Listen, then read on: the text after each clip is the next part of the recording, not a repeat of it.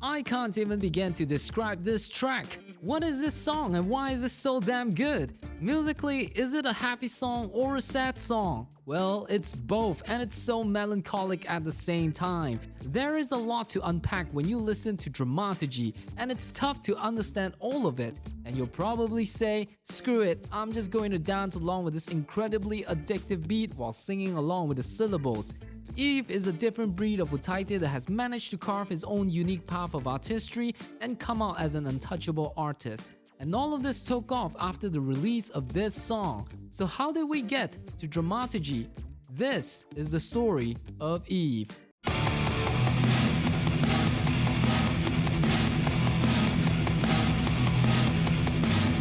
We got to Dramatrugy, we have to go back, way back to Eve's first encounter with music, which is Bump of Chicken. I'm gonna be honest here, man, I haven't checked out a single song from Bump of Chicken before this, so I don't know too much about them, but I do know a lot of you guys have recommended it. Soon guys, the era of Japanese rock bands will arrive on this channel.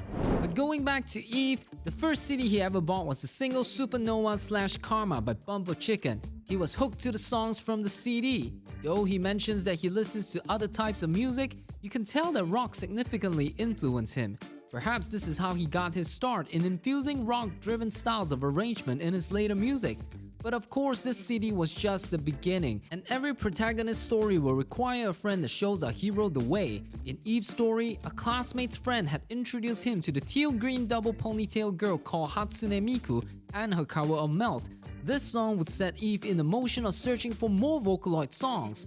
I guess you could picture him in his early teens, somewhere between 11 to 12 years old, where after listening to Melt, he'll be like, "Whatever, non desu ka?" And then proceeds to visit the almighty Nico Nico website and explore the depths of the genre.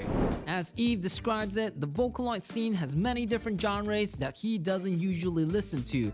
Even a single song could be presented in different genres depending on who's covering it. And there are so many unique utaites and Vocaloid producers that have their own technique in tweaking the Vocaloid software. So with his head deep into the game and the thrilling creative freedom the Vocaloid world presents, it made Eve excited to do more things. And before he realized it, he became one of them.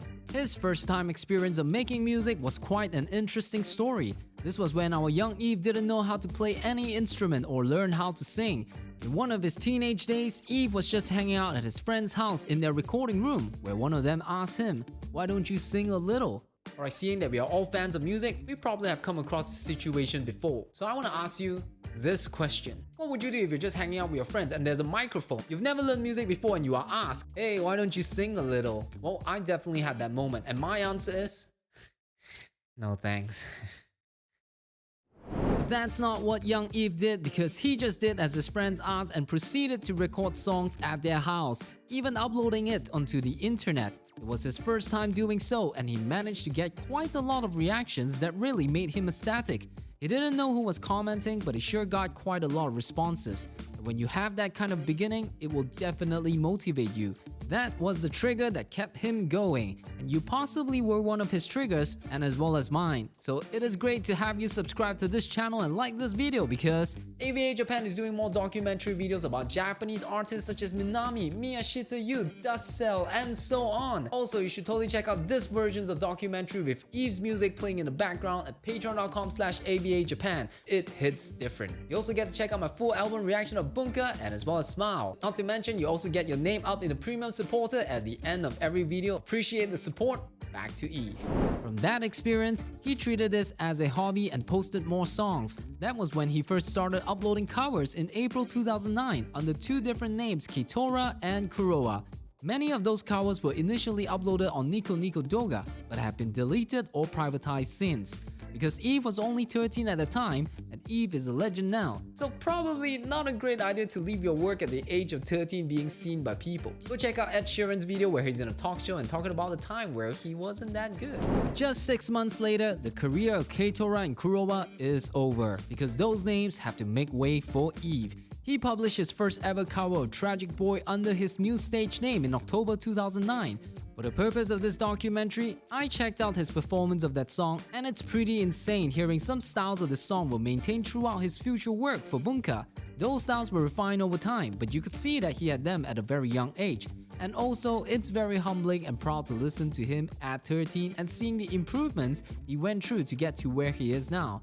For some of us who may see him as a talented figure, you'll be more appreciative of his hard work when you hear how he sounds at the time.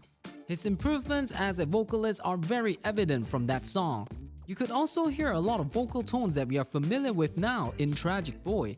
When speaking about his vocals, utaizefandom.com describes him as having a very distinctive thin boyish voice that is very gentle and nice flowing, despite being slightly nasal in tone.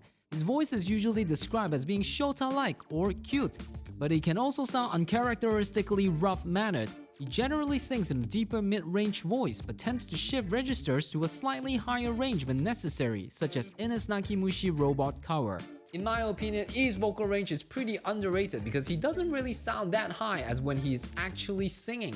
Do you want to know how I know this? I tried singing Dramatrugy, which is my favorite song from Eve by the way, and it ain't easy, man. You start with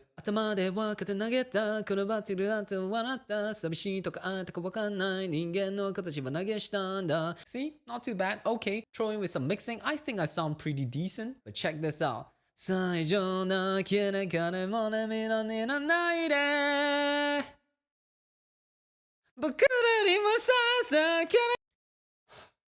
See my point? His lower notes are also the tones that fans recognize easily. What's brilliant about it is that he had perfected the use of vocal effects that fits perfectly with his lower tones. Listen to a song like Mellow to get an idea. From the time of Tragic Boy, he would eventually make 120 cover songs and release 2 cover albums from 2009 to 2017. In total, Eve had paid his dues for over 8 years before debuting his originals. That is insane! By the time he was 21, he had this enormous body of work that showcases what he is capable of. In that time of making music, he hasn't limited his contributions to only providing vocals. He also plays the acoustic guitar and has accompanied his singing with his own acoustic arrangements a few times. And while he mostly sings Vocaloid songs, he never left the genre that started his music interests. Occasionally, he would cover songs from bands like Galileo Galilei and Kanabun. He even takes on the role of one of the lead singers for the Japanese indie band, Aini. He composes songs and writes lyrics for the band, so you can tell he has been sharpening his music skills in many aspects during this time. His hobby of posting songs online attracted many fans, but you could only see his popularity and fan growth in the form of a number on the screen. That's why when he held his Shinkiba Studio Coast Eve one-man tour, and seeing so many people showing up for the show made him wonder, is this really true? Are all of these people really out there to see me?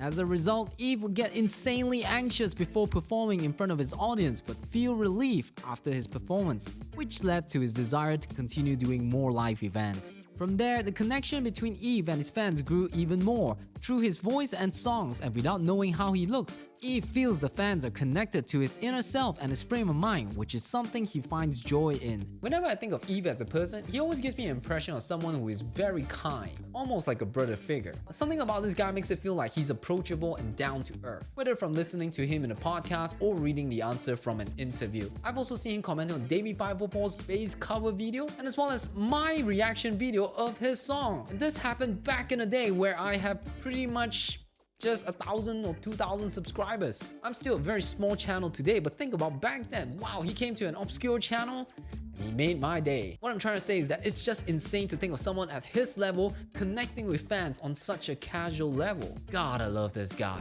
Around 2017, where he was actively doing covers, Eve was also ready to make his next big move as an original artist, but it was a secret he kept close to his heart. Eve was secretly working on his original album titled Bunka, and nobody knew it at the time. Not even so.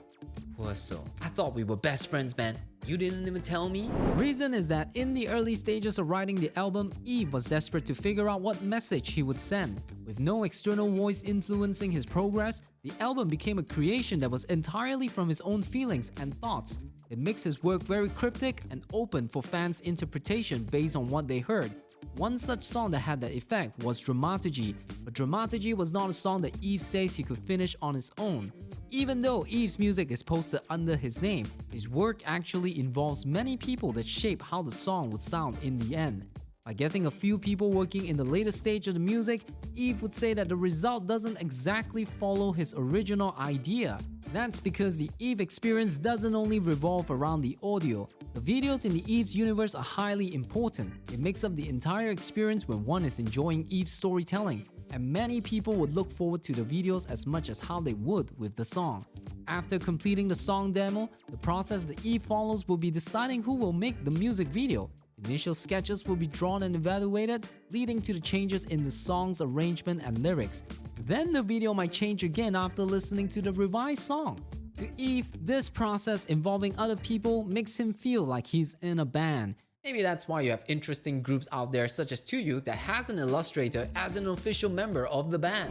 With Tokyo as the background of Eve's music videos, Eve and the people involved such as Numa, who handles musical arrangements, and video creators like Mai and Waboku would join in on the process of creating the whole story.